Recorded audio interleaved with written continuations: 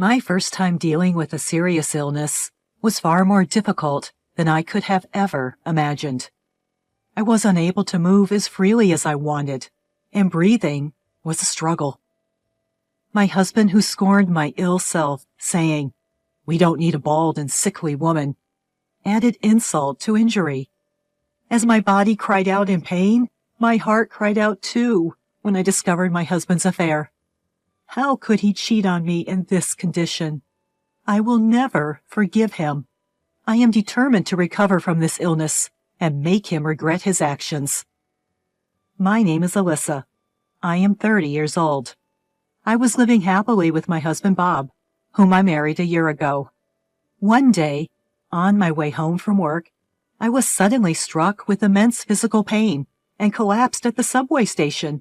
I was rushed to the hospital in an ambulance, and after a series of detailed examinations, it was confirmed.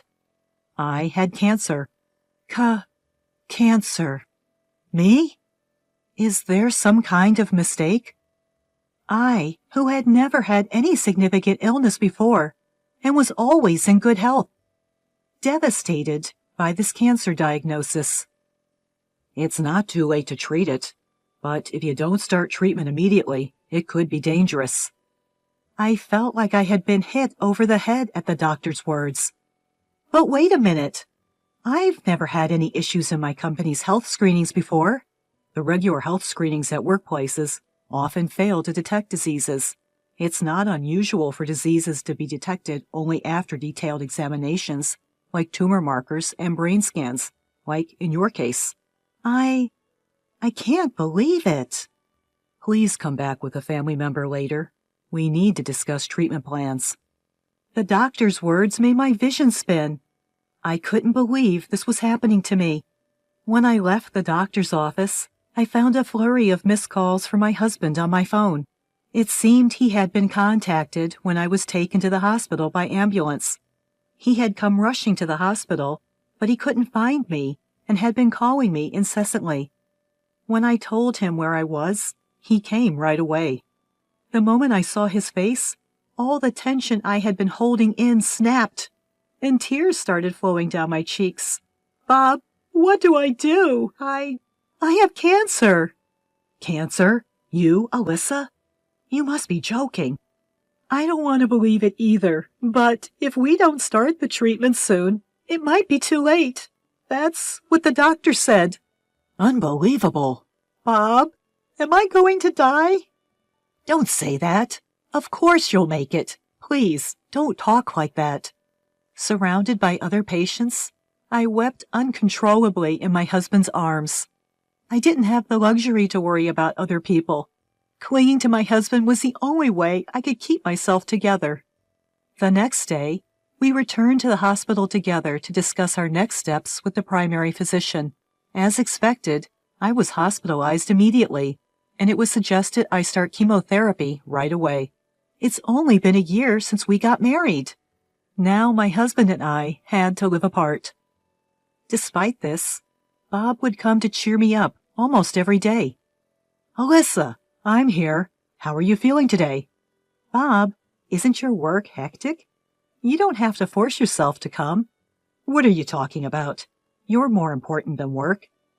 "But don't worry about it. Oh, I brought you some apples. You like them, don't you?" "Thanks, but the side effects cause severe nausea." "Oh, right, I'm sorry. I also bought you some drinks and jelly. Eat them when you're feeling good." "All right, I will. Thanks, Bob." My first experience with being ill was far more difficult than I had imagined, taking a toll on my body. Nausea and fatigue, coupled with the daily sight of massive hair loss. Unable to eat properly, my body quickly thinned down.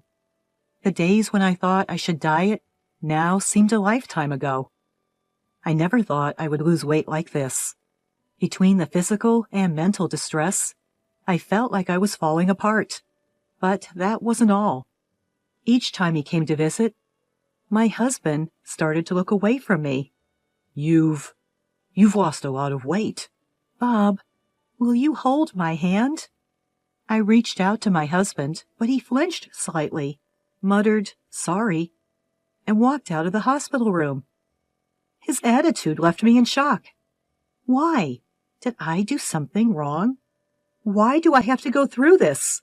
I just wanted to live a normal life with Bob. Not having the luxury to think about others, I was plunged into a daily rut of self-loathing.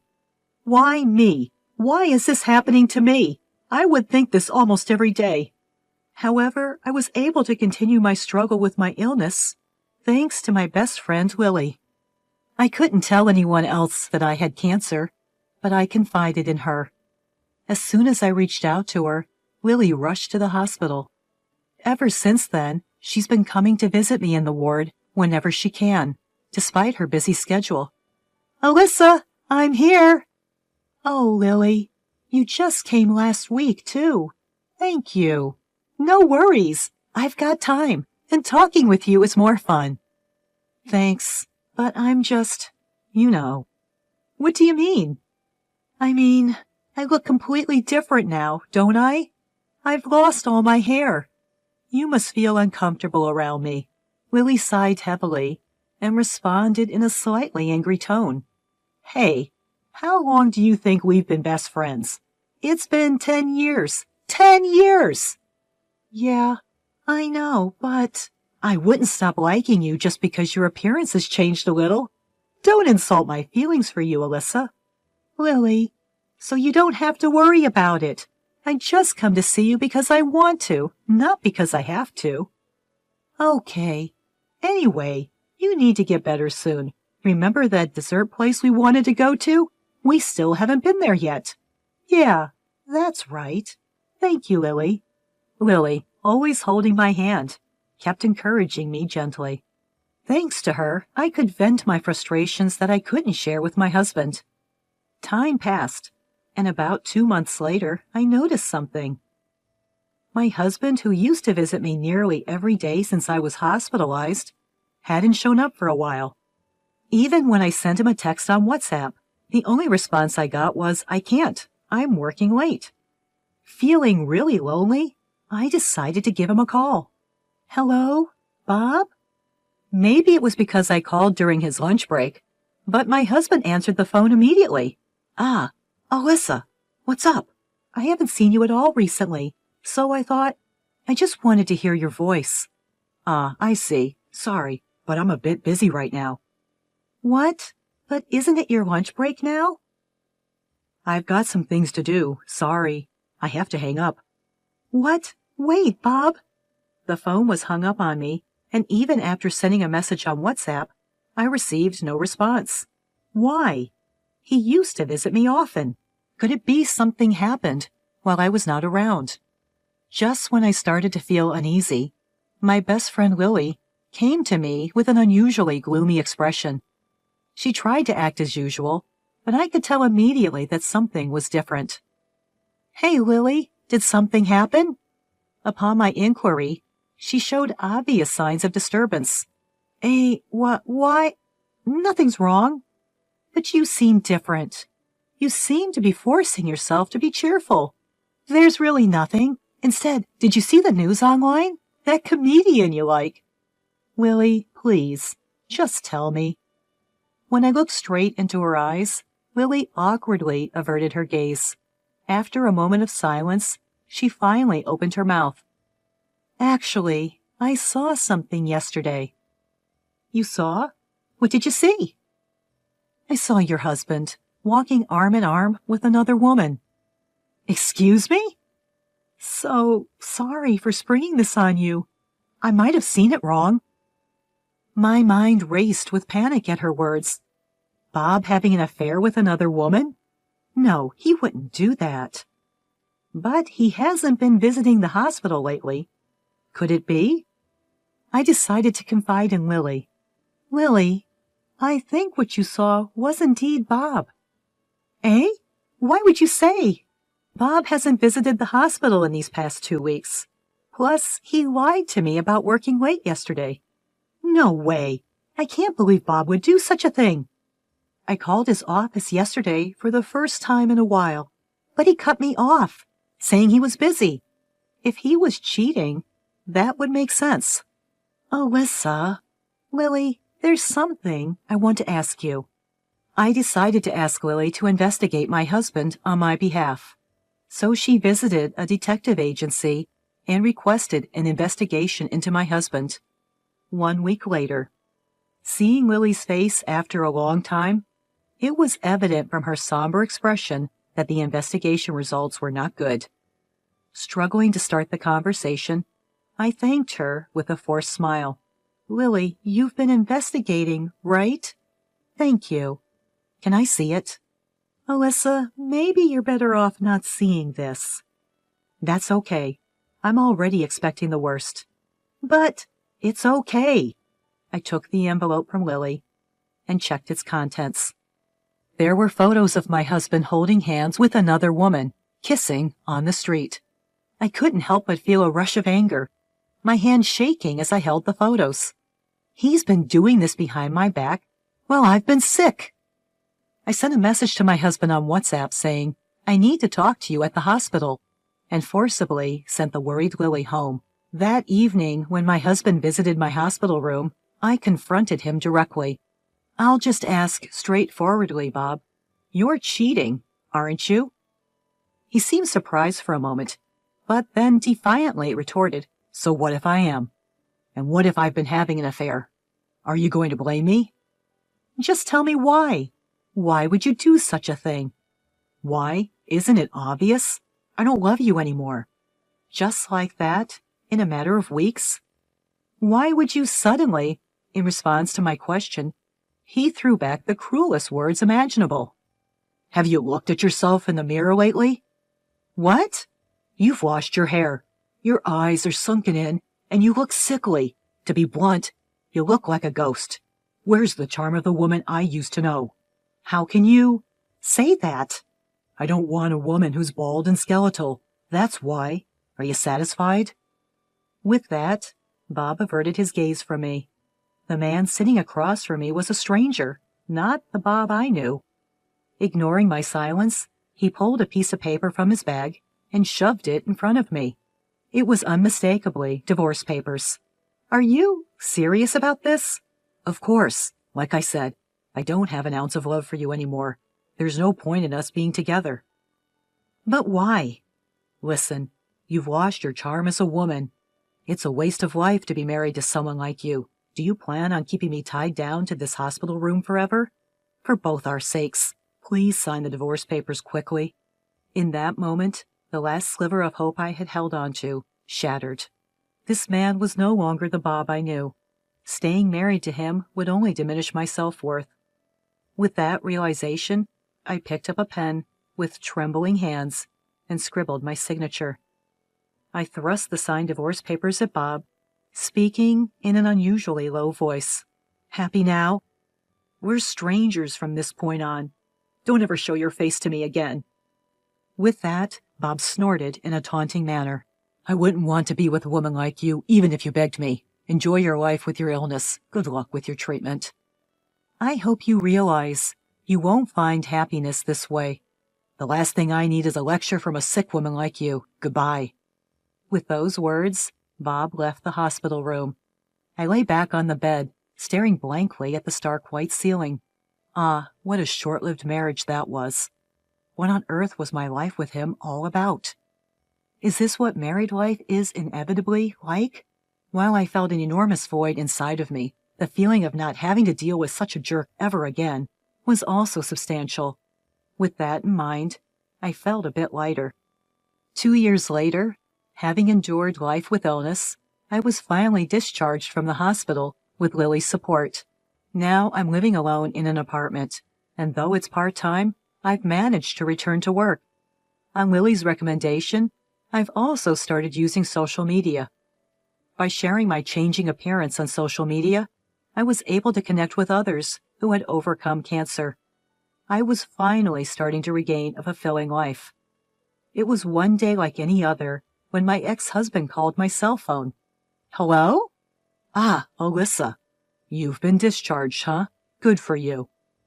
And why do you care? And who told you? I saw it on your social media. You were out somewhere the other day, right? Sneaking a look at your ex-wife's social media is creepy.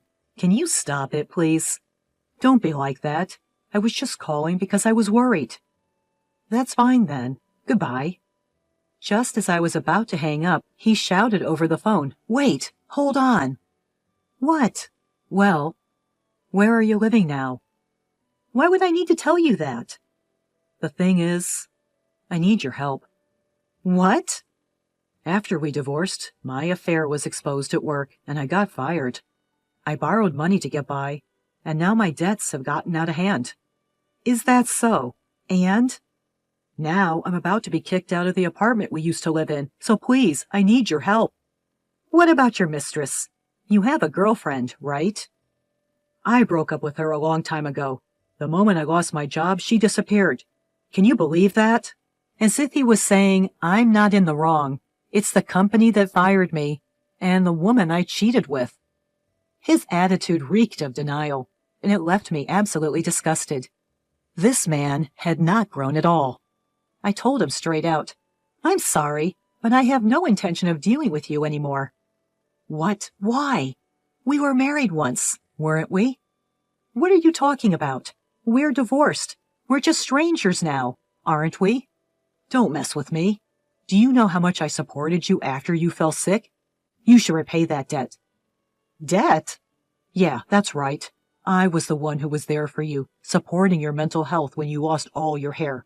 And now, you won't even help me when I'm in trouble? Had he forgotten that he was the one who cheated on me? His selfish attempts to paint me as the bad guy left me shaking with anger. Enough. Who do you think you are? Who was the one who cheated on me while I was battling my illness? Don't give me that crap over a little cheating. It was because you were too pitiful to look at. What? I don't know anything about that. I was in the depths of despair, suffering from illness, and then you betrayed me and pushed me further down. Do you understand that? What the? Calm down, will you? Calm down? How do you expect me to do that? How many more selfish things do you need to say to feel satisfied? How many more feelings do you need to trample on to feel satisfied? There's no way I'm going to help garbage like you. If anything, you should suffer more. Wait a minute. I was hoping we could get back together. What? Who said anything about getting back together? I don't want anything to do with someone who can betray people as easily as you do. I've made up my mind. I'm going to sue for emotional distress. Emotional distress? He probably didn't expect to be sued for emotional distress after calling me so casually. My ex-husband began to panic. Well, wait a minute. Emotional distress? I told you, I don't have any money right now. I don't care. It's none of my business. Hey, Alyssa, shut up. Don't you dare call my name so casually. I'll never forget what you did to me, and I'll never forgive you. The scars of your cheating while I was pregnant and fighting disease will never fade. I'll squeeze every penny out of you for emotional distress and make you suffer even more. Well, wait. Help me. I ignored his pleas and hung up the phone. I blocked his number so I wouldn't have to hear his voice again, and headed straight to the lawyer's office. The evidence of his affair that Lily had found that day was, of course, still valid. Thanks to that, I was able to demand a significant amount of damages from my ex-husband and his mistress. As a result, they found themselves deep in debt, sinking as far as they could possibly go. My ex, who had been fired from his previous job, seemed to have a hard time finding steady employment and apparently had to work multiple part-time jobs. Rumor has it that he's been living on the run, trying to avoid debt collectors. On the other hand, I'm living a peaceful life by myself. Recently, I've been able to work more hours and have started to spend money on my hobbies. My current excitement is a trip to Hawaii with Lily next month. I've caused her quite a bit of trouble, so I'm covering all the travel expenses. But to be honest, I'm planning to use the damages from his infidelity for the trip. LOL. Being married isn't the only path to happiness. What really matters is having friends who genuinely care about you. I intend to cherish the best friend who helped me during that time for the rest of my life.